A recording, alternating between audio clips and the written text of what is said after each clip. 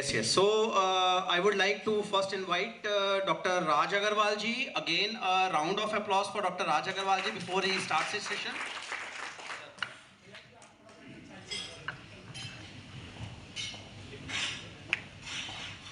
Honorable President Shri Batra ji, Rohit ji, Rajat ji, my fellow speaker Sunil ji, Andaman Sahab, and all distinguished guests. Chamber is like a family, and we feel really proud to be associated, to be present, and to share our thoughts with all the members of the chamber.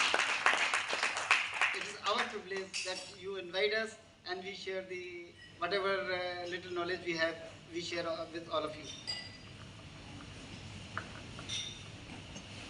Union budget every year we have been discussing, and there remains always a lot of curiosity regarding the union budget when it is presented, because it becomes a policy document of the government, that on what path, how the economic direction for the country is going to be decided. And along with that, ये मुझे समझ नहीं आता कि direct taxes में हर बार 100 से ज़्यादा amendments होते हैं, तो एक साल में इतना माइंडसेट क्या चेंज हो जाता है कि मोर देन 100 अमेंडमेंट्स हर साल करने पड़ते हैं. तो ये भी एक गुगली है, लेकिन एक साल का पीरियड इतना होता है जिसमें उनको लगता है कि कुछ जो पिछली बार लेके आए हैं उसमें गलतियां रह गई, तो प्रोविजन ठीक नहीं बने, कुछ सिंप्लीफिकेशन, कुछ रेसलेशन, और उसके नाम पर कुछ कॉम्प्लिकेशंस क्रिएट हो जाती हैं, तो उनको भी ठीक करने में लगते हैं. तो ये एक सतत प्रयास चलता रहता है. इस बार भी मोर देन 100 अमेंडमेंट्स हैं, जो कि अगर अपन सारी नेटिग्रिटीज देखें तो डायरेक्ट टैक्स में की हैं, क्योंकि हम लोग डायरेक्ट टैक्स पे फोकस ज़्यादा रखेंगे. उससे पहले तो कुछ मिनट बस में जो गवर्नमेंट का डायरेक्शन चल रहा है इकोनॉमिक पॉलिसीज़ का, उसके बारे में 2-4 मिनट लगाऊंगा. कि पहले जब बजट आता था, शुरू के डेकेड्स हम देखें 50s, 60s, 70s, 80s, तो जोर क्या होता था? रोटी, कपड़ा और मकान, कि भाई कैसे अपना कोई भूखा नहीं रहे, भुखमरी खत्म हो जाए, कैसे, मतलब इस पे जोर रहता था. हरित क्रांति हो रही है या हमारा फूड ग्रेन्स पूरा हो जाए, 60s 70s में हम इसके लिए स्ट्रगल करते थे. उसके बाद आया सड़क, पानी और बिजली. फिर हमने ये प्रोवाइड करना है सबको, 90s 2000 इस चीज़ के स्ट्रगल करते रहे. लेकिन मोदी गवर्नमेंट के आने के बाद अब ये चीज़ें एक तरह से लगता है कि नगण्य से हो गई है. ये चीज़ इतना होता है, इसमें हमको लगता है कि जो पिछली बार लेके आए हैं उसमें गलतियां रह गई, वो प्रोविजन ठीक नहीं बने, कुछ सिंप्लीफिकेशन, कुछ रेसलेशन, और उसके नाम पर कुछ कॉम्प्लिकेशंस क्रिएट हो जाती हैं, तो उनको भी ठीक करने में लगते हैं. तो ये एक सतत प्रयास चलता रहता है. इस बार भी मोर देन 100 अमेंडमेंट्स हैं, जो कि अगर अपन सारी नेटिग्रिटीज देखें तो डायरेक्ट टैक्स में की हैं, क्योंकि हम लोग डायरेक्ट टैक्स पे फोकस ज़्यादा रखेंगे. उससे पहले तो कुछ मिनट बस में जो गवर्नमेंट का डायरेक्शन चल रहा है इकोनॉमिक पॉलिसीज़ का, उसके बारे में 2-4 मिनट लगाऊंगा. पहले जब बजट आता था, शुरू के डेकेड्स हम देखें 50s, 60s, 70s, 80s, तो जोर क्या होता था? रोटी, कपड़ा और मकान, कि भाई कैसे अपना कोई भूखा नहीं रहे, भुखमरी खत्म हो जाए, कैसे, मतलब इस पे जोर रहता था. हरित क्रांति हो रही है या हमारा फूड ग्रेन्स पूरा हो जाए, 60s 70s में हम इसके लिए स्ट्रगल करते थे. उसके बाद आया सड़क, पानी और बिजली. फिर हमने ये प्रोवाइड करना है सबको, 90s 2000 इस चीज़ के स्ट्रगल करते रहे. लेकिन मोदी गवर्नमेंट के आने के बाद अब ये चीज़ें एक तरह से लगता है कि नगण्य से हो गई, ये चीज़ इमटेरियल हो गई है, क्योंकि इसका या तो प्रोवाइड कर दी है, या इनका जो पाथ है जहाँ जिस पर हम चल रहे हैं वो बड़ा स्टेबलाइज हो गया है. चाहे हम रोड्स का लें या हाईवेज जिस तरह से बन रहे हैं, चाहे हाईवेज हों, वाटरवेज हों, चाहे एयरवेज हों, कुछ भी हो, इंफ्रास्ट्रक्चर से डेवलप हो रहा है. वाटर की शॉर्टेज जो जितनी थी, अब धीरे धीरे गांव-गांव तक वाटर जिस तरह पहुंच रहा है, या बिजली तो ऑलमोस्ट 100% लगभग हम प्राप्त कर चुके हैं. तो इस साल का जो बजट है, इन चीज़ों से हटके अब भारत को विकासशील से विकसित देशों में कैसे खड़ा करना है. अमृत काल में जो एक टारगेट रखा है, जो अमृत काल का पहला साल है, नेक्स्ट 25 ईयर्स हम विकसित देश बन जाएंगे. यानी हमारी अर्थव्यवस्था का जो टारगेट है वो second highest GDP after China, क्योंकि चाइना को तो शायद हम नहीं बीट कर पाएंगे, लेकिन अमेरिका को बीट कर देंगे. By 47 as per one estimate, if we keep on growing by around 7%, 6-7%, even then we will be able to achieve GDP of more than $40 trillion, and we will be at number 2 after China. Even US को हम cross कर लेंगे. That is the target, that is the estimation which is going on. And if we keep on growing by this rate, it will be achieved. अब आप इस साल का budget की जब स्पीच सुनी तो मुझे बड़ा अच्छा लगा कि इस बार के बजट में जो टर्म्स यूज किए थे वो सारे एकदम एडवांस टेक्नोलॉजी वाली चीजें. अब वो हम एडवांसमेंट की तरफ जा रहे हैं. आर्टिफिशियल इंटेलिजेंस को यूज कर रहे हैं, डिजिटाइजेशन को यूज कर रहे हैं, रोबोटिक्स को यूज कर रहे हैं, ड्रोन्स कैसे बनने हैं. मतलब सारा फोकस था वो इन चीजों में ज्यादा था. एंड इंफ्रास्ट्रक्चर सबसे बड़ी चीज क्या है, हम पहले हम क्या कहते थे कि बजट में क्या है ये इम्पोर्टेंट नहीं है, क्या होना चाहिए और क्या गवर्नमेंट उस पाथ पर है. तो हमारा हमेशा ये रहता था कि बजट में सरकार का जो फोकस है वो बिजनेस करने पर नहीं होना चाहिए कि बिजनेस सरकार ने नहीं करना है, वो तो प्राइवेट सेक्टर ने करना है. सरकार को इंफ्रास्ट्रक्चर डेवलपमेंट करना है या रेगुलेशन करना है. इन चीजों में जोर देना है सरकार पे, एडमिनिस्ट्रेशन, रेगुलेशन या इंफ्रास्ट्रक्चर डेवलपमेंट. अब इंफ्रास्ट्रक्चर का डेवलपमेंट जो पहले कागजों में पॉलिसीज में नजर आता था, अब वो 8 साल के 9 साल के बाद विजिबल नजर आने लगा है. चाहे आप किसी भी क्षेत्र में देख लें, इंफ्रास्ट्रक्चर का डेवलपमेंट वाकई में नजर आने लगा है. अभी हम लोग बात कर रहे थे ये जो हाईवे शुरू होने वाला है बॉम्बे तक का, सोना से दिल्ली से. यस, तो फिर 2 साल के लिए 2 घंटे में जयपुर, 2 घंटे में चंडीगढ़, 2 घंटे में 300 किलोमीटर को 250 किलोमीटर को 2 घंटे में लेंगे. 12 घंटे में बॉम्बे बाई रोड 120 किलोमीटर की स्पीड पे. वंदे भारत, क्या रेलवे का क्या विकास हो रहा है. 1250 स्टेशन का टारगेट है, एक साल में उनको मॉडर्नाइज कर देंगे. जितनी भी चीजें हैं तो आप सब लोग चीज के तो सब हमसे ज्यादा जानकार है, हमसे ज्यादा आप लोग इंडस्ट्री में देखते हैं, आपने देखा ही है कि गवर्नमेंट का जो फोकस है वो बड़ा क्लियर है. और अब हम एडवांसमेंट टेक्नोलॉजी का यूज करके कैसे एडवांसमेंट को ला सकते हैं, कैसे कर सकते हैं, ये एक बड़ा फोकस है. सेकेंडली मुझे जो लगा इस बजट में कि जो एम्प्लॉयमेंट जनरेशन के लिए जो 3-4 फोकस एरियाज हैं उन पर बहुत इंटरेस्ट है. मैं हमेशा ये मानता था कि एम्प्लॉयमेंट जनरेशन के लिए एक तो कोऑपरेटिव सोसाइटी मूवमेंट जिससे रूरल डेवलपमेंट भी होगा और एम्प्लॉयमेंट जनरेशन भी बहुत ज्यादा होगा, सेल्फ एम्प्लॉयमेंट जनरेशन होगा. उस पर इस बार बहुत ज्यादा फोकस है. जिसमें सेकेंड 2019 में गवर्नमेंट बनी थी तभी उन्होंने एक अलग से मिनिस्ट्री क्रिएट की थी कोऑपरेटिव सोसाइटीज को, कोऑपरेटिव के लिए. अमित शाह जी को उसका स्पेशली मिनिस्टर नियुक्त किया गया. और इस साल के बजट में उनको टैक्स कंसेशन भी दिया है और उसके अलावा भी कई सारी पॉलिसीज अनाउंस की हैं कि कैसे कोऑपरेटिव्स को हम बढ़ावा दे सकते हैं. तो एम्प्लॉयमेंट जनरेशन में cooperatives, secondly tourism industry and third infrastructure and real estate. ये 3 इंडस्ट्री ऐसी हैं जो कि सबसे ज्यादा एम्प्लॉयमेंट जनरेट कर सकती हैं. ये ऑफिस में बैठ के व्हाइट कॉलर जॉब नहीं है जहाँ एम्प्लॉयमेंट कम हो. टेक्नोलॉजी वाली इंडस्ट्री होती है उनमें एम्प्लॉयमेंट कम होगा, लेकिन इनमें एम्प्लॉयमेंट बहुत ज्यादा लगता है. तो इन इंडस्ट्रीज के ऊपर काफी फोकस गवर्नमेंट का. एग्रीकल्चर ऑफ कोर्स स्टार्टअप की बात भी कर रहे हैं. वो सुनील जी स्टार्टअप में ज्यादा महारत रखते हैं तो सुनील जी स्टार्टअप की बात भी करेंगे. लेकिन मतलब सरकार का जो फोकस है वो इन सभी तरह का. Then secondly skill development. अभी एक job on job training and industry partnership उन्होंने स्पेशली अनाउंस किया है. क्योंकि इंडिया में अगर प्राइमरी एजुकेशन लगभग अब सब जगह जाने लगी है, अब हमको जरूरत है स्किल डेवलपमेंट की. और उससे जो हमारी यूथ है उसमें अगर स्किल्स का डेवलपमेंट होगा तो वो एक बहुत बड़ी विन-विन सिचुएशन क्रिएट होगी for the industry, for the individuals and for the nation as a whole. तो स्किल डेवलपमेंट कहीं आउट ऑफ ट्रैक चला गया था. शुरू में स्टार्टिंग में जो गवर्नमेंट 2014 में आई थी 2-3 साल बहुत अच्छा चला था, बाद में कुछ डिलेल हो गया. उसके बाद वापस इसके ऊपर काफी फोकस है कि कैसे स्किल डेवलपमेंट डिफरेंट वोकेशंस में डेवलप किया जा सकता है and with industry partnership. rather industry should be motivated, should be entangled that whatever skill they need, whatever the kind of training they need, they establish their own institutes for that purpose. And CSR में भी कर सकते हैं. Skill development is covered with in the CSR also. और वहाँ training देके जो लोग तैयार होंगे उनको अपने एब्जॉर्ब कर सकते हैं.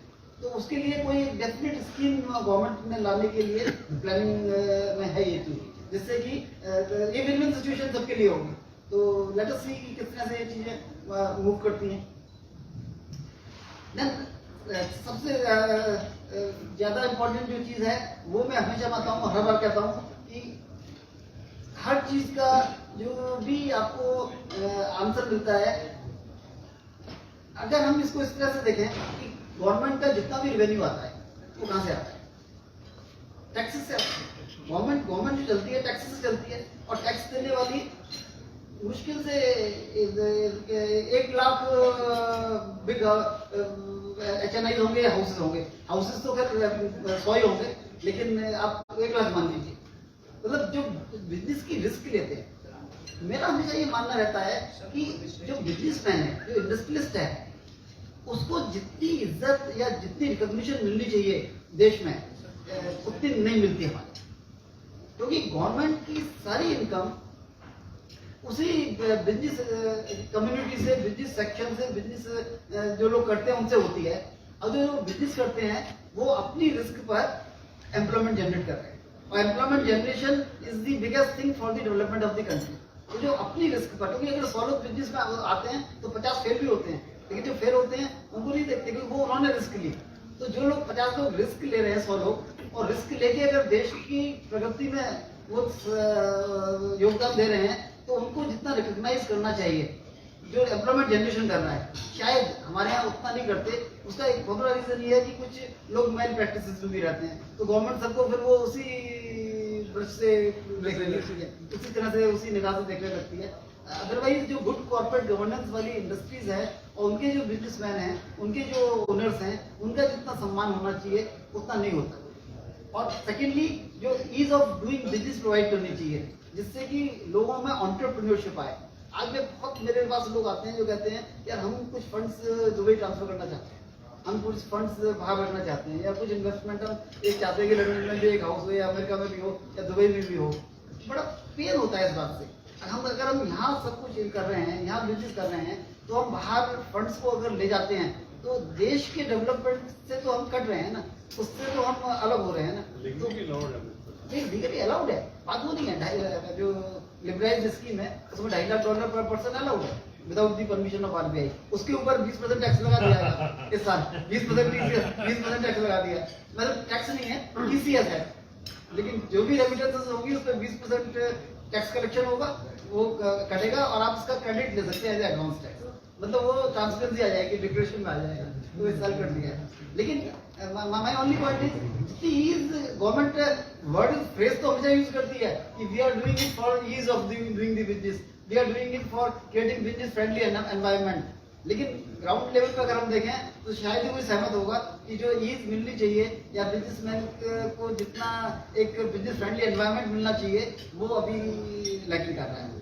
उस दिशा में एक चीज उन्होंने बड़ी अनाउंस की है कि डीक्रिमिनलाइजेशन ऑफ लॉज, ये हम काफी एम्फेसिस कर रहे हैं, और ये बहुत ही राइट डायरेक्शन में एक अटेम्प्ट है, बहुत वो अच्छा है कि काफी जो इकोनॉमिक ऑफेंसेस हैं, एंड पर्टिकुलरली जहाँ प्रोसीजरल लैप्सेस हैं, जहाँ केवल कंप्लाइंस के लैप्सेस हो गए, उनमें क्रिमिनल लाइबिलिटी का क्या मतलब होता है? CSR है, उसको हटा दिया, CSR में से डीक्रिमिनलाइज कर दिया उसको। लेकिन ठीक है, जहाँ भी इस तरह के लैप्सेस हैं, इवन जहाँ तक इवन ESI, PF, छोटे छोटे एक्ट इतने सारे हैं, वो कहते हैं हमने 3000 तो डीक्रिमिनलाइज कर चुके हैं। तो भैया कितने थे मालूम नहीं, जो कि अब 3000 करने के बाद भी अभी क्योंकि ऐसा नहीं नजर आता कि कितने और बचते हैं। तो इस दिशा में कुछ बड़ा सिंसियर एफर्ट होना चाहिए, और जो भी इकोनॉमिक ऑफेंसेस हैं उनको आप 4 पार्ट में डिवाइड कीजिए। जहाँ पैसा कंट्री से बाहर जा रहा है उसमें अगर गलत तरीके से, इलीगल तरीके से जा रहा है, वो सबसे बड़ा ऑफेंस है, उसमें आप क्रिमिनल लायबिलिटी फास्टिंग कर सकते हैं, एब्सोल्युटली नो प्रॉब्लम है। सेकेंडली हो सकता है कि टैक्स इवेजन है गवर्नमेंट के साथ, या फ्रॉड्स हैं, वहाँ रिग्रेस नहीं होना चाहिए, वहाँ हो सकता है कि माइल्ड हो सकता है। और जहाँ प्रोसीजरल लैप्सेस हैं, कंप्लायंसेस के लैप्सेस हैं केवल, उनमें तो क्रिमिनल लायबिलिटी का कोई मतलब नहीं होता है। आप पेनल्टी ले सकते हैं। एट द मोस्ट भी किसने गलती की है उसका लाइसेंस कैंसिल कर लो, उसको डिबार कर दो किसी चीज के लिए। But how can you send for imprisonment?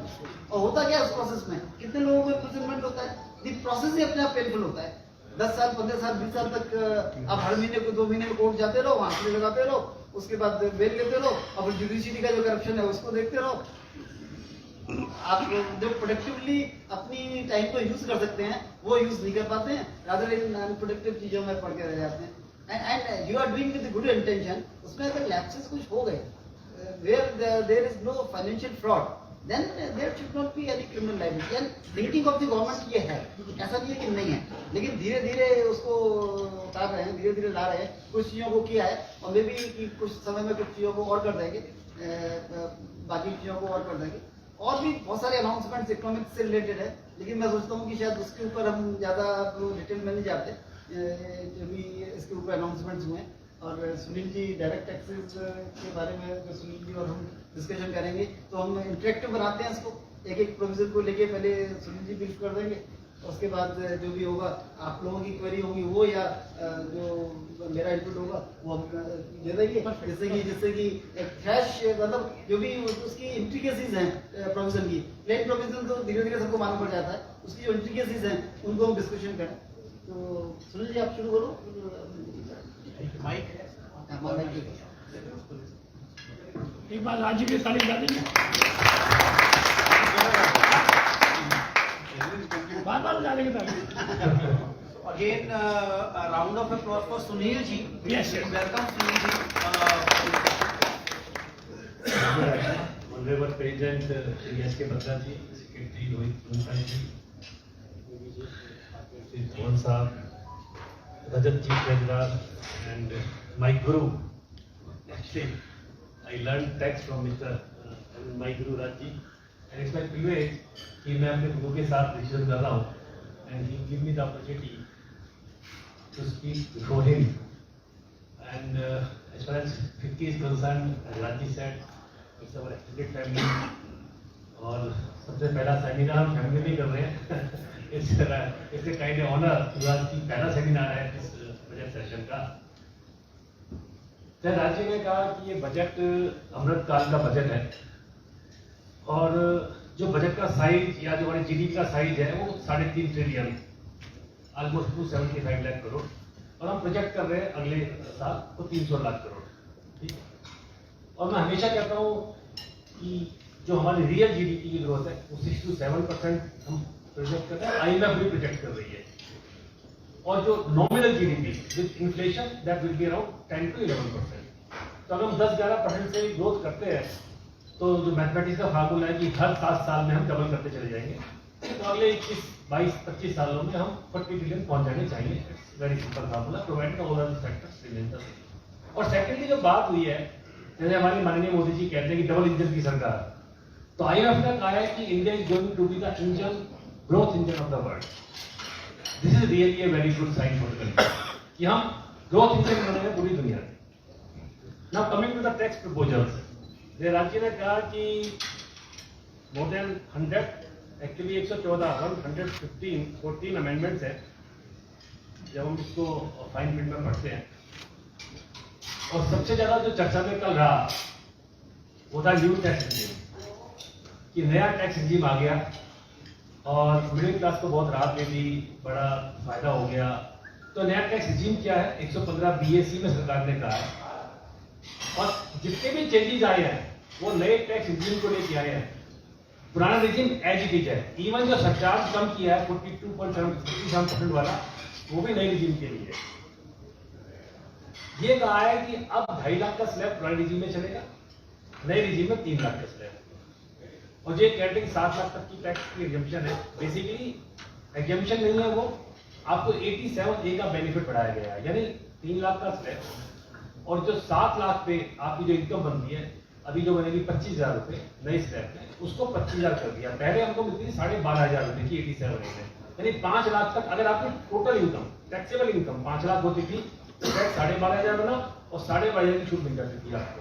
लेकिन जैसे ही आप 5,01,000 होंगे तो आपको पूरा टैक्स देना पड़ता है। ऐसे ही नए रिजीम में जैसे आप 7 लाख से क्रॉस करेंगे आपको नया पूरा टैक्स देना पड़ेगा। स्लैब्स क्या दिए? 3 से 6, 6 से 9, 9 से 12, 12 से 15 और 15 के बाद में 30%। लेकिन क्या नए रिजीम को चुनना है या पुराने रिजीम को चुनना है, इसको लेके बड़ा कंफ्यूजन। तो एक फार्मूला दे दिया कि अगर आप 3,75,000 रुपए तक की डिडक्शन क्लेम कर सकते हैं तो आप ब्रेक इवन करेंगे। अगर आप उससे रिडक्शन क्लेम कर सकते हैं तो आपको ओल्ड रिजीम में ही फायदा है। और क्या डिडक्शन क्लेम कर सकते हैं जो टैक्स पेमेंट हिसाब से करते हैं? आप अगर एटीसी की बात करें तो 1.5 लाख की छूट आपको मिलती है एटीसी में। उसके अलावा 50,000 की छूट आप एनटीएस में ले सकते हैं, 2 लाख रुपए। उसके अलावा आप 80B में मेडिक्लेम की छूट ले सकते हैं, 25,000 अपने, अगर आप सीनियर सिटीजन तो 50,000, और पेरेंट्स के एक्सपेंडिचर की छूट ले सकते हैं 50,000 रुपए। हाउसिंग लोन की इंटरेस्ट की छूट आपको मिलती है 2 लाख रुपए की सेल्फ ऑक्यूपाइड की, तो 4,75,000 तो ये हो गया। उसके अलावा आपने एजुकेशन लोन ले रखा है 80EE में, तो आपको पता होगा कि आपको पूरी छूट मिलती है इंटरेस्ट की, इंटरेस्ट पोर्शन की। आपने 50 लाख का, आपका बच्चा विदेश में पढ़ रहा है, 50 लाख का आपने एजुकेशन लोन ले रखा है, तो जितना आप इंटरेस्ट लोन पे इंटरेस्ट पे करेंगे आपको पूरी छूट मिलती है। आपने इलेक्ट्रिकल व्हीकल ले रखा है 80EA में आपको छूट मिलती है 1.5 लाख। आपने आपको डिपेंडेंट चाइल्ड है आपके ऊपर, पेरेंट्स या कोई जो डिसेबल्ड है, भगवान ना करे, तो आपको एक अलग छूट मिलती है 1 लाख रुपए। आपको कोई गंभीर बीमारी से कोई पीड़ित है, उसकी 80GB में भी छूट मिलती है आपको। आप 80G में डोनेशन देते हैं, उसकी आपको छूट मिलती है subject to the limit of 50% 10%। और अगर आपने पॉलिटिकल पार्टी को दे दिया पैसा तो राज्य फिर तो सब छूट है, फायदा दे रखा है उन्होंने। तो ये आप जितना पॉलिटिकल पार्टी को डोनेट करते हैं 80GB और GBC में आपको पूरी छूट मिलती है। यानी deductions can be more than 5 lakh, 6 lakh, even to 10 lakh. तो यू हैव टू कैलकुलेट कि आपको कौन सा रिजीम चुनना है, पहली बात तो ये। और दूसरी बात, अब जो नया रिजीम होगा वो बाय डिफॉल्ट होगा। लास्ट ईयर क्या हुआ था कि पुराना रिजीम बाय डिफॉल्ट था, आपको चुनना पड़ता था कि मुझे नए रिजीम में जाना है या नहीं जाना। अब उल्टा हो गया है, नया रिजीम बाय डिफॉल्ट होगा, आपको चुनना पड़ेगा कि मुझे पुराने रिजीम में जाना है नहीं जाना। और अगर आपकी बिजनेस से इनकम है तो आपको केवल एक बार मौका है, बंद। एक बार आप गए तो वापिस एक बार आ सकते, उसके बाद नहीं आते। ठीक है, सैलरी एम्प्लॉय के लिए आपको हर साल आप माइनस प्लस करना। जहां तक सरचार्ज की बात है, आपको पता होगा कि सरचार्ज हमारे यहाँ पर 50 लाख से ऊपर इनकम है तो 10%, 1 करोड़ से ऊपर है तो 15%, 2 करोड़ से ऊपर 25% और उसके ऊपर 37%। तो मैक्सिमम MMR जो बनता है 42.74%। क्या कहा, 3 पहले अमेंडमेंट कर चुके थे ये। अगर आपको डिविडेंड से इनकम है तो सरचार्ज का जो कैपिंग थी वो 15% हो गई थी पहले। लोग आज भी गलती करते थे, कई हम देखते हैं कि वो सरचार्ज 15% कैप है। कैपिटल गेन से इनकम है तो भी सरचार्ज 15% पे कैप कर दिया था। अब कहा है कि हम सरचार्ज को कैप कर देंगे 25% पे। तो MMR जो है वो 39% होगा, लेकिन वो नई रिजीम के लिए। पुराने रिजीम में वही रहेगा 42.74%। ये ध्यान रखना है। तो जो हाई अर्निंग कैपेसिटी के जो इंडिविजुअल्स हैं यहाँ बैठे हैं, तो आप जब वो चूज करें नई रिजीम पुरानी रिजीम, तो आप इन चीजों को आपको एक बार कैलकुलेट करना पड़ेगा।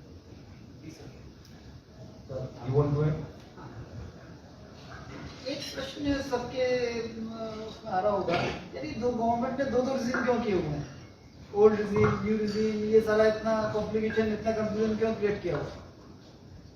इसके पीछे जो एक कारण है, मैं इसको बताने की कोशिश करता हूँ कि सरकार को ये लगता था कि हमने ओल्ड रिजीम जो चलता था, क्योंकि नया रिजीम तो पिछले 2 साल से आया, तो ओल्ड रिजीम जो चलता था कि उनको लगता था कि हमारा जो टैक्स लेवल वो दिखाता है कि 2.5 लाख रुपए की एग्जम्पशन है, उसके बाद टैक्स शुरू हो जाता है और टैक्स लगने लगता है। जबकि वो कहते थे हमने इतनी सारी डिडक्शंस दे रखी हैं, तो प्रैक्टिकली तो 8-9 लाख तक की इनकम अगर आप डिडक्शंस क्लेम करते हो तो कोई टैक्स है ही नहीं। तो एक साइकोलॉजिकल वो रहता था कि लोग सोचते थे कि 2.5 लाख की लिमिट एज इट इज है, वो बढ़ी नहीं है। जबकि डिडक्शंस को काफी बढ़ाया, लाख से 1.5 लाख एटीसी को किया, इंटरेस्ट भी 1.5 लाख थी पहले, उसको 2 लाख किया, तो उसको उन्होंने इंक्रीज किया था। बट फिर भी साइकोलॉजिकली लगता था कि ये 2.5 लाख ही है। तो गवर्नमेंट ये चाहती थी कि वैसे भी इनकम टैक्स में वो धीरे धीरे इस रिजीम पर जा रहे हैं कि जहाँ डिडक्शन एंड एग्जम्पशंस सारी विड्रॉ कर दें। आप जितने इनकम है डायरेक्ट टैक्स दे दीजिए। कॉर्पोरेट सेक्टर में ऑलरेडी कर चुके हैं, क्योंकि वहाँ भी 25% की स्कीम है, फिर 22% की है, फिर 15% की है कॉर्पोरेट टैक्स में। तो 22% उनके लिए है जो पुरानी कंपनियां हैं, लेकिन कोई भी डिडक्शन या एग्जम्पशन क्लेम नहीं कर रहे हैं। अगर वो कोई डिडक्शन या एग्जम्पशन क्लेम करती हैं, सेक्शन 80 में हो सकती है, सेक्शन 10 में AP में हो सकती है, तो उन लोगों के लिए 25% की रेट ऑफ टैक्स है या 30% भी है कुछ केसेस में। लेकिन अगर आप कुछ भी क्लेम नहीं करते हैं तो उन्होंने एक फ्लैट रेट दिया 22% प्लस सरचार्ज। और जो नई मैन्युफैक्चरिंग यूनिट्स हैं which have been established after 1 October 2018 till 31 March 24, the time limit which is expiring, इस पीरियड में अगर कोई भी नई मैन्युफैक्चरिंग यूनिट का एस्टैब्लिश होती है तो उसके लिए rate of tax corporate tax केवल 15% है। And this 15% is for ever, not only for this period. नई मैन्युफैक्चरिंग यूनिट की जो मैन्युफैक्चरिंग है वो इस पीरियड में शुरू होनी चाहिए। Once it is started prior to 31 March 24, new company है, न्यू प्लांट एंड मशीनरी है, then you get the tax receive of only 15%। Modernisation में नहीं, पुरानी यूनिट में नहीं, it should be new इसमें बिजनेस ट्रांसफर का भी जो क्लॉज है कि सेम बिजनेस को हम नई कंपनी वो नहीं कर सकते, बिजनेस ट्रांसफर नहीं होना चाहिए। एंड उस पर प्लांट एंड मशीनरी 80% से ज्यादा नहीं होनी चाहिए। ओल्ड बिजनेस को रिस्ट्रक्चर करके उसमें ट्रांसफर करेंगे तो नहीं होगा। कैपिटल में वो भी है कि इतना कैपिटल इंसर्ट होनी चाहिए। नहीं, उसमें कैपिटल की कोई लिमिट नहीं है कि कितना अमाउंट इन्वेस्टमेंट होना है, लेकिन 80% of the new plant and machinery should be new. 20% पुरानी हो सकती है, सेकंड हैंड हो सकती है, 80% सेकंड हैंड नहीं होनी चाहिए। तो ये जो टैक्स रिजीम कॉर्पोरेट्स में दिया था, वो इंडिविजुअल्स में भी वही टैक्स रिजीम लाना चाह रहे हैं कि भी आप डिडक्शन एग्जम्पशन जितनी भी हैं विड्रॉ कर लो, वो कोई भी क्लेम मत करो, तो आपका जो स्लैब्स है और रेट ऑफ टैक्स है वो काफी कम नजर आएगा। तो पिछले साल जो उन्होंने स्ट्रक्चर लेके आए वो प्रॉपर्ली ड्राफ्टेड नहीं था। उसमें ये लगता था कि in more than 95% cases old regime में फायदा लगता था, नई रिजीम में फायदा नहीं होता। तब उन्होंने इस साल चेंज किया है। अब चेंज करने के बाद काफी केसेस में नए रिजीम में फायदा हो सकता है, बशर्ते कि आप जो डिडक्शन या एग्जम्पशन क्लेम कर रहे हैं इंडिविजुअल हैंड में वो 2,75,000 या 3 लाख से ज्यादा हो। जनरली मैंने देखा है कि लोग बहुत कम लोग हैं जो 3 लाख से ज्यादा डिडक्शन एग्जम्पशन क्लेम कर 300 किलोमीटर को 250 किलोमीटर को हम 2 घंटे में लेंगे। 12 घंटे में बॉम्बे बाई रोड 120 किलोमीटर की स्पीड पे। आई मीन वंदे भारत, क्या रेलवे का क्या विकास हो रहा है। 1250 स्टेशन का टारगेट है, एक साल में इनको एकदम मॉडर्नाइज कर देंगे। आई मीन जितनी भी चीजें हैं, तो आप सब लोग चूंकि इस चीज के तो सब हमसे ज़्यादा जानकार है, हमसे ज़्यादा आप लोग इंडस्ट्री में देखते हैं, आपने देखा ही है कि गवर्नमेंट का जो फोकस है वो बड़ा क्लियर है। और अब हम एडवांसमेंट टेक्नोलॉजी का यूज़ करके कैसे एडवांसमेंट को ला सकते हैं, कैसे कर सकते हैं, ये एक बड़ा फोकस है। सेकेंडली मुझे जो लगा इस बजट में कि जो एम्प्लॉयमेंट जनरेशन के लिए जो 3-4 फोकस एरियाज हैं उन पे बहुत एम्फेसिस। मैं हमेशा ये मानता था कि एम्प्लॉयमेंट जनरेशन के लिए एक तो कोऑपरेटिव सोसाइटी मूवमेंट, जिससे रूरल डेवलपमेंट भी होगा और एम्प्लॉयमेंट जनरेशन भी बहुत ज़्यादा होगा, सेल्फ एम्प्लॉयमेंट जनरेशन होगा, उस पर इस बार बहुत ज़्यादा फोकस है। जिसमें 2019 में गवर्नमेंट बनी थी तभी उन्होंने एक अलग से मिनिस्ट्री क्रिएट की थी कोऑपरेटिव सोसाइटीज़ को, कोऑपरेटिव के लिए। अमित शाह जी को उसका स्पेशली मिनिस्टर नियुक्त किया गया है। और इस साल के बजट में उनको टैक्स कंसेशन भी दिया है और उसके अलावा भी कई सारी पॉलिसीज अनाउंस की हैं कि कैसे कोऑपरेटिव्स को हम बढ़ावा दे सकते हैं। तो एम्प्लॉयमेंट जनरेशन में cooperatives, secondly tourism industry and third infrastructure and real estate, ये 3 इंडस्ट्री ऐसी हैं जो कि सबसे ज़्यादा एम्प्लॉयमेंट जनरेट कर सकती हैं। ये ऑफिस में बैठ के व्हाइट कॉलर जॉब कोई भी लिमिट हो सकती है। और ब्लड रिलेशन की एक लिस्ट दे रखी है जिसमें सारे रिलेशन दे रखे हैं। उसके अलावा आपको कोई गिफ्ट अगर मिलता था मैरिज पे या इनहेरिटेंस में, वो अलाउड है। विल पे को मिले तो वो अलाउड था। एक इसमें लैकुना था क्योंकि हमारे यहाँ टैक्सेबिलिटी है, टैक्सेबिलिटी हमारा डिपेंड करता है रेजिडेंशियल स्टेटस के ऊपर। अगर आप रेजिडेंट है तो आपको ग्लोबल इनकम पे टैक्स देना होता है। दुनिया में कहीं भी कमाओ, आप अगर रेजिडेंट इंडिया के 182 दिन और ज़्यादा आप इंडिया में हैं तो आप रेजिडेंट हो जाते हैं, तो आपको ग्लोबल इनकम पे टैक्स देना होता था। अगर आप नॉन रेजिडेंट है तो आपको केवल उस इंडिया पे इनकम पे टैक्स देना है जिस इनकम जो आपकी इंडिया में एक्रू अराइज हुई। और अगर आप नॉन ऑर्डिनरी रेजिडेंट है, 3 स्टेटस है, रेजिडेंट, एनओआर और नॉन रेजिडेंट। एनओआर किस पे टैक्स देता है? ऑफ कोर्स जो इंडिया में एक्रू अराइज या रिसीव हुई, या जो इनकम इंडिया के बिजनेस से, जो बिजनेस कंट्रोल इंडिया में हो रहा है, कीमत लिबरलाइज्ड रेमिटेंस स्कीम एलआरएस। आप एलआरएस के थ्रू $2.5 लाख तक आप रेमिट कर सकते हैं for education, for leisure, for investment. आप बहुत सारे लोग भेज रहे हैं पैसा आजकल, बहुत सारे इंडिया वाले भेज रहे हैं। तो उसको लेके 2 प्रोविजन लेके आए हैं उसको रोकने के लिए। जैसे पहले भी सर ने कहा कि 56(2)(7)B में भी चेंज करने का मतलब भी यही है कि हमारा फॉरेन करेंसी बहुत है, उसके लिए हमें पागल नहीं होना, और ऐसे नहीं कोई भी आप कुछ भी करो, जो सर्कुलर ट्रेडिंग होती है उसको बंद करने के लिए लाए प्रोविजन। ये और ज़्यादा खतरनाक कर दिया। पहले प्रोविजन क्या था कि अगर आप रेमिटेंस कर रहे हैं बाहर, ठीक है, तो 7 लाख रुपए से ज्यादा अगर आप रेमिटेंस करते हैं एलआरएस में, तो 5% का टीडीएस लगाएगा, टीसीएस 5% पे आपको जो बैंक है आपका टीसीएस कलेक्ट कर लिया करता था। और अगर आप टूर पैकेज दे रहे हैं किसी टूर ऑपरेटर से, तो कोई लिमिट नहीं थी, और आप वो टूर ऑपरेटर आपसे टीसीएस कलेक्ट कर लिया करता था 5%। लेकिन एक रिलीफ दिया था जब बहुत शोर मचा इसके ऊपर कि जी अब मैंने बच्चे का एजुकेशन के लिए पैसा भेजा, मेरा बच्चा यूनिवर्सिटी पढ़ता है, या तो एजुकेशन लोन लिया, पैसा रेमिट किया, अगर 5 मिनट और दे के जाओ। तो ये कर दिया था कि अगर आपने एजुकेशन लोन लिया है किसी फाइनेंशियल इंस्टीट्यूशन से, तो जो टीसीएस का रेट होगा वो 0.5% होगा, अदरवाइज 5% होगा। अब इस प्रोविजन को और बड़ा खतरनाक कर दिया, ये कह दिया अब 4 स्लैब दे दी, 4 तरह की ट्रांजेक्शन कर दी। अगर आप एजुकेशन लोन लेके अपने बच्चे का रेमिट कर रहे हैं किसी यूनिवर्सिटी में, तो 0.5% टीसीएस। अगर विदाउट एजुकेशन लोन रेमिट कर रहे हैं फॉर फीस ओनली, तो 5%। अगर आप और किसी पर्पज से रेमिट कर रहे हैं एलआरएस के माध्यम से, तो टीसीएस होगा 20%, 20% आपको कलेक्ट कर लेगा बैंक आपसे टीसीएस।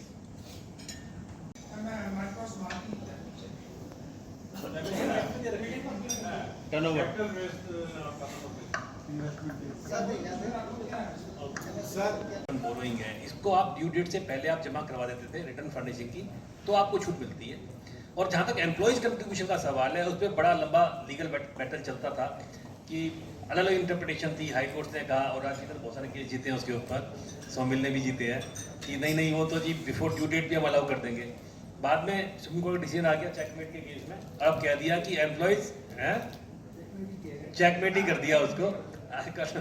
और ये कह दिया कि एम्प्लॉयज कंट्रीब्यूशन, 2 पार्ट होता है, employ contribution, employees contribution. Employees contribution अगर आपने लेट कर दिया, एक दिन भी लेट कर दिया, तो the deduction is gone, the allowance is gone. आगे बढ़े उससे पहले मैं एक बहुत ही मतलब वर्ड ऑफ कॉशन सारी इंडस्ट्री के भाइयों से कहना चाहता हूँ कि सैलरी को लेट कर लेना, पीएफ ईएसआई को लेट मत करना। एक दिन के लेट पर लाखों रुपए की लायबिलिटी क्रिएट हो रही है, and we can not have now, क्योंकि सुप्रीम कोर्ट का जजमेंट आ गया, एक्ट में अमेंडमेंट हो गया। पहले जो केसेस जीते थे उनमें भी डरा कहीं उनको भी उल्टा ना कर दें, इसलिए अब बड़ा क्लियर हो गया। अब कोई डिस्प्यूट की इशू नहीं है कि आपका पीएफ की डेट 15 तारीख है, तो हमेशा नियम बना लो कि, क्योंकि अकाउंटेंट्स की लापरवाही से होता है, फंड्स की कमी से नहीं होता। आप नियम बना लो कि 7 तारीख को सैलरी पहले बाद में जाएगी, पीएफ पहले जमा होगा। Make it A point, otherwise and में मालूम पड़ेगा कि यार छुट्टी हो गई, हॉलीडे हो गया, एक दिन की डिले हो गई, कुछ 10 तारीख सर, इसको आप 10 तारीख का टारगेट मान लो। एम्प्लॉय कंट्रीब्यूशन लेट हो सकता है, एम्प्लॉय कंट्रीब्यूशन लेट नहीं कर सकते। एम्प्लॉय कंट्रीब्यूशन कुछ भी रीजन हो, आप कुछ भी बात में बोलते रहो, कोई नहीं सुनेगा सर। कोई भी रीजन हो, कुछ नहीं सुनवाई होती, क्योंकि आजकल तो सीधा कंप्यूटर से वहाँ से बंगलोर से उसमें इंटीमेशन में बन के आ जाता है, ना कोई ये सुनने को तैयार है, ना कोई सुनने को तैयार है। लेट मीन्स लेट, और टैक्स ऑडिट में रिपोर्ट करना पड़ता है वो, तो आप फुली टैक्सेबल। अब इन्होंने ये बात कहा इसमें कि जी आपने मान लीजिए 1 करोड़ की पॉलिसी ली और उसका 10 लाख में प्रीमियम है, आपको मैच्योरिटी टाइम में 1.5 करोड़ मिला, तो टैक्स हम 50 लाख रुपए मिलेंगे डिफरेंस के ऊपर, जो आपने प्रीमियम पे किया माइनस डिफरेंस। लेकिन अगर आपने 10 लाख रुपए में से एटीसी में डिडक्शन क्लेम कर लिए, भाई अप टू 10% तो अलाउड है ना, तो हम फिर आपको जितना आपने वो क्लेम कर लिया डिडक्शन, वो आपकी वैल्यू में से कम कर देंगे। मान लीजिए 1 करोड़ की पॉलिसी है, आपने 10 लाख रुपए प्रीमियम दिया, 1 करोड़ में से आपने 15 लाख की डिडक्शन क्लेम कर ली थी एटीसी में, तो फिर 85 लाख आपका हो जाएगा कॉस्ट, और 1.5 करोड़ माइनस 85 पे आपको टैक्स देना पड़ेगा। एक बात और कह दी कि ये जो इनकम टैक्सेबल होगी ये इनकम फ्रॉम अदर सोर्स होगी, ये कैपिटल गेन नहीं माना जाएगा। यूलिप पे कैपिटल गेन है और यहाँ पे कहा इनकम फ्रॉम अदर सोर्स। जब आप कैपिटल गेन और अदर सोर्स में क्या फर्क होता है जी कि कैपिटल गेन में आपको इंडस्ट्री से बेनिफिट मिल जाता है, यहाँ पे आपको इंडस्ट्री से बेनिफिट भी नहीं मिलता। जी सुनील जी, हमें ये अध्ययन करने की जरूरत है कि हम बिजनेसमैन जो हैं वो मैन्युफैक्चरिंग पे और अपने इंडस्ट्री पे इतना ध्यान देते हैं, मगर मुझे लगता नहीं है कि जितने टैक्सेस के ऊपर इतने रजीम्स और इतने सारे जो सेक्शंस जो बनाए गए हैं उस पे शायद हम लोगों को डिटेल में पता होगा। मतलब it is so in depth subject that we really need to have good accountants in our factory to understand very well how the industry has to really run. इतना इम्पोर्टेंट हो गया है these all subjects and we would pardon नहीं देखिए ये कहा गया है कि ओनर जो होता है उसको कोई बेवकूफ ना बनाए, इसलिए उसको हर चीज नॉलेज में समझनी बहुत जरूरी होती है। बट यस मतलब कहने का मतलब ये यस हमें मालूम होना चाहिए कि क्या चल रहा है अकाउंट्स में, क्या है क्या। अगर आपको पता नहीं होगा ना तो कम्युनिकेशन गैप हो जाता है। ये क्या समझाना चाह रहा है, आप क्या समझ रहे हो, हम ए बोलेंगे आप बी समझोगे, अगर आपको भी पता है तो हम ए को ही समझोगे।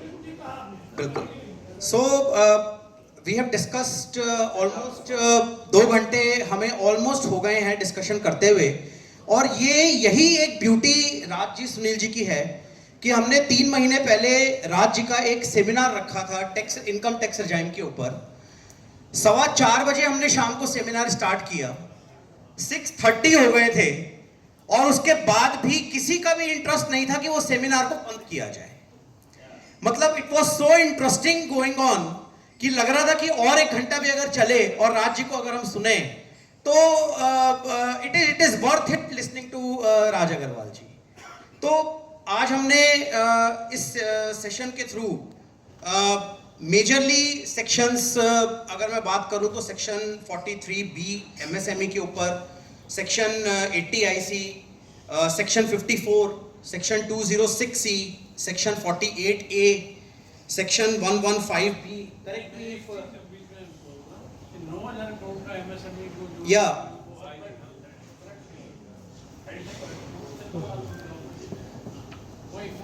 MSME की 3 चीजें लाए हैं। एक तो ये नोयर बोर्ड वाली है, इसमें तो क्या है कि काफ़ी अच्छी डिटेल में बजट को एक्सप्लेन किया and each and every provision I believe इस फोरम के हिसाब से they took the details which was valid for this forum.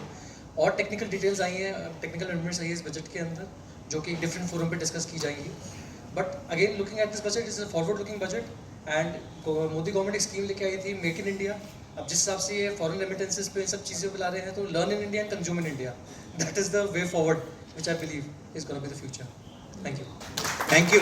Thank you Akul. I would now like to invite Raj ji के हमारे सुपुत्र, हमारे अपकमिंग CA हैं, बहुत इंटेलिजेंट हैं, और राज जी ने बोला है कि जितनी डिग्रीज यहाँ पे राज जी की लिखी है that is all with Somil also.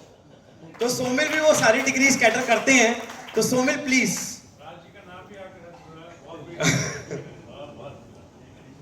Thank you so much sir for the kind words. What I could feel is, जैसे राज सर ने स्टार्टिंग में कहा, गवर्नमेंट जब आई थी इनिशियल 2-2.5 साल development was the focus area, demonetisation हुआ, एक डिरेल हुआ, फोकस चला गया ब्लैक मनी, बेनामी, इन चीज़ों की तरफ चला गया बहुत ज़्यादा। इस बजट से वापस जो development, skill development, inherent employment generation, उस पर जो वापस फोकस आया, that is a very good sign and we believe the government is now back in track and Modi ji कहीं नहीं जा रहे and we find it a very visionary budget. So it's a good 3 cheers for the budget. Thank you. Thank you so much, Somil. Thank you so much. We also have CA Kailash Gupta ji. Kailash Gupta ji के भी हम चाहेंगे कि वो भी अपने views share करें on budget. Thanks a lot for giving me this opportunity. और जैसे कि पहले कह चुके हैं राज जी, सुनील जी, तो हमारे जो गवर्नमेंट है जो ये बजट लेके आई है, ये मतलब ग्रोथ के लिए इसमें बहुत कुछ सोचा गया है। स्किल डेवलपमेंट हो गया, इंफ्रास्ट्रक्चर डेवलपमेंट हो गया, और इस तरह के जो भी कुछ आए हैं वो सारा कुछ मतलब ग्रोथ की तरफ जा रहा है। और हमारा जो फ्यूचर है वो बहुत ही अच्छे गवर्नमेंट के हाथ में है, और हम इसमें मतलब हम गवर्नमेंट को बहुत बहुत बधाई देते हैं। Thank you, thanks a lot. Thank you so much. So we can say that the future of India is in a very good hands. So good round of applause for Honorable Prime Minister Narendra Modi ji and Finance Minister Nirmala Sitharaman ji. तो अब राज जी, आज के budget session में हम आपसे अगर marks पूछें 100 में से अगर इस बजट के ऊपर, तो राज जी, सुनील जी कितने मार्क्स देना चाहेंगे इसके ऊपर? अगर आप इससे मार्किंग की बात कहेंगे और वो भी 100 में से देने हैं, तो मैं ये कहूँगा कि डिस्टिंक्शन दूंगा मैं। अब डिस्टिंक्शन इज 75 प्लस, लेकिन मैं 100 में से 100 नहीं दूंगा, फॉर द रीज़न, मैं उसके रीज़न बता देता हूँ आपको कि फॉर द रीज़न कि मुझे एक तो ये था कि इस समय इंडिया का जो करंट अकाउंट का बैलेंस है वो बहुत नेगेटिव जा रहा है। हमारे फॉरेन रिजर्व 100 करोड़ से पिछले साल डिप्लीट हुए थे। एक्सपोर्ट्स जिस स्पीड से बढ़ने चाहिए या इंपोर्ट सब्स्टिट्यूट्स आना चाहिए, जिससे कि अपना जो करंट अकाउंट डेफिसिट क्रिएट हो रहा है, माइनस बैलेंस आ रहा है, ये कंट्रोल करने की बहुत बड़ी आवश्यकता है। इसके बारे में बजट में मुझे कुछ नज़र नहीं आया। सेकेंडली नहीं, इन्फ्लेशन के लिए तो काफ़ी अटेम्प्ट्स कर रहे हैं, कोशिश कर रहे हैं। प्राइवेट सेक्टर से इन्वेस्टमेंट जो मोबिलाइज होना चाहिए, उसके लिए जो एक out of the box thinking होनी चाहिए, क्योंकि बिजनेस प्राइवेट सेक्टर ने करना है। इकोनॉमिक ग्रोथ प्राइवेट सेक्टर लाएगा, गवर्नमेंट नहीं ला सकती। वो इंफ्रास्ट्रक्चर से ला सकती है पार्शियली। तो उसके लिए जो प्राइवेट इन्वेस्टमेंट को मोबिलाइज करने के लिए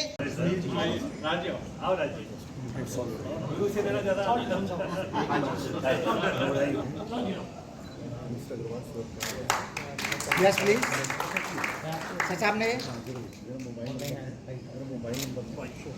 दोनों की ट्यूनिंग के लिए बहुत बहुत तालियां।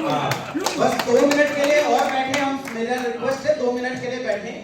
Dynamic President and the energetic General Secretary Rohit Ramtari, thank you very much for giving me the opportunity for delivering the vote of thanks. Our chief guest कहें या स्पीकर कहें, दोनों ही हैं,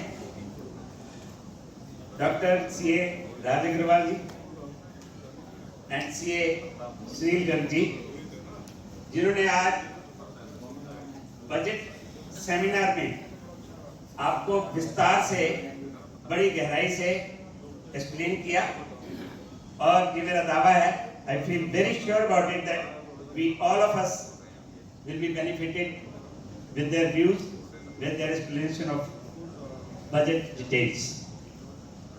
मैं उनका तहे दिल से आभार व्यक्त करता हूँ कि उन्होंने हमारे एक ही कॉल पे इनविटेशन स्वीकार किया और बहुत ही बेहतरीन तरीके से आप लोगों को इन टर्म्स ऑफ बजट समझाया। धन्यवाद के साथ साथ मैं चाहूंगा एक बार तालियों से उनका जोरदार स्वागत। एंड सेकेंडली, हमारे founder president MP Rungta ji, founder member and president, past president MP Rungta ji, JP Malhotra ji, Gulati साहब, HK बत्रा जी, महावीर जी, कभी कभी जब आपने मतलब ये महावीर जी सॉरी अभी नए प्रेस क्लब में के प्रेसिडेंट बने हैं, मैं आपने हमारे बत्रा जी को सम्मानित किया, उसके लिए मैं आपका धन्यवाद करता हूं। और स्पेशली आपको कहूँगा कि बत्रा जी के बारे में ऐसा जरूर मेंशन करें, ये हमारे चैम्बर में पहले ऐसे महान व्यक्ति हैं जो पास्ट प्रेसिडेंट भी हैं और प्रेजेंट प्रेसिडेंट भी हैं।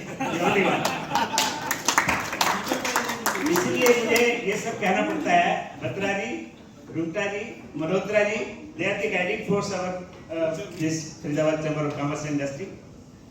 एंड आज बाकी हमारे जितने भी गवर्निंग बॉडी मेंबर यहाँ पे हैं, मैं उनका भी धन्यवाद करता हूँ।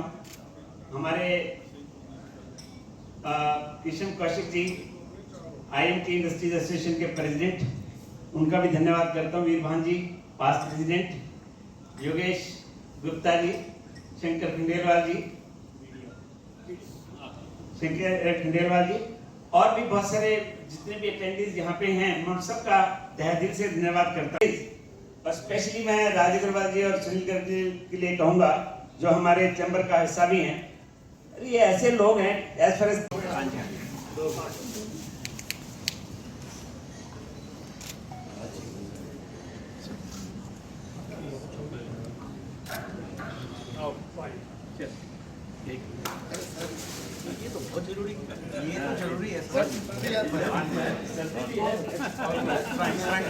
आपका प्यार है सर।